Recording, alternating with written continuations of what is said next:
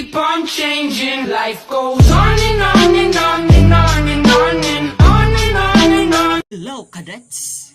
My name is Ryubius Minya, first year student of Crystal Lake College, taking a course of Bachelor in Science in Marine Engineering, section Hunters, and I am here to demonstrate on how to use a multimeter in measuring resistance, current, and voltage.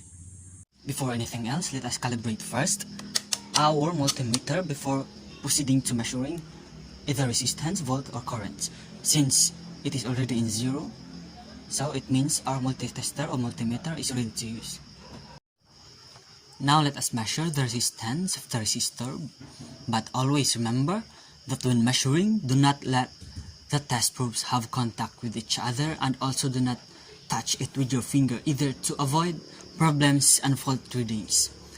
Since we're measuring for resistor 1, let's set our selector knob to ×1. Now, the resistor 1 is... Okay, the resistor 1 has resistance of 40 ohms. The resistor 2 is... Okay, the resistor 2 has resistance of 2 ohms. And the resistor 3 has resistance of 36 ohms. Now, next is to measure the voltage of each resistor that is connected to the battery. Now, let's set the selector knob to 10 VCV.